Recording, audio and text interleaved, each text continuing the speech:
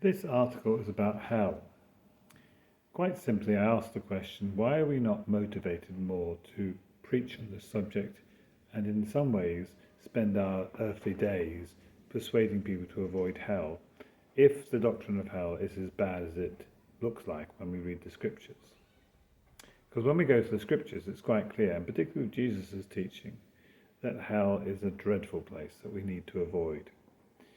Well, I don't really have an answer to that question. Certainly amongst evangelicals, there has been a sense in which hell is not meant to be everlasting, and they go for a new doctrine, which is annihilation.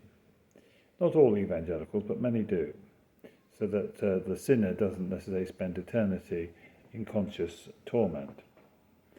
But the early church never had such an idea of annihilation, and they definitely believed in an eternal hell.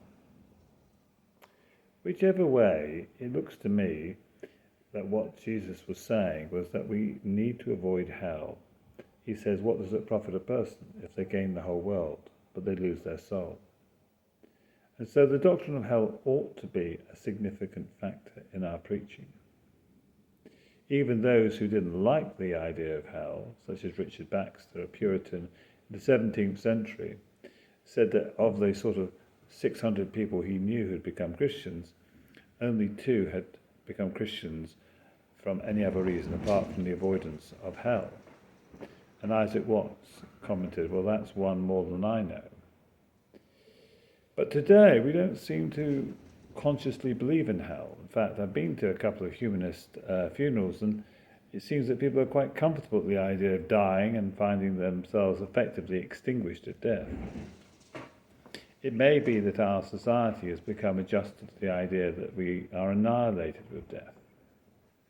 Maybe as a church we need to revisit this topic and persuade people that actually there is no annihilation at death. Death is in fact a gateway either to heaven or to hell. Certainly that was Jesus' teaching. Broad is the way that leads to destruction, and many find it. Narrow is the way that leads to life, and few find it. And so I really exhort people to consider prayerfully and seriously the doctrine of hell, and how should that motivate us. And certainly that's one of the impetuses why I go out and do my preaching on a regular basis, just to present people with this very important decision and a very important question: where will I spend eternity? Well, thank you for listening.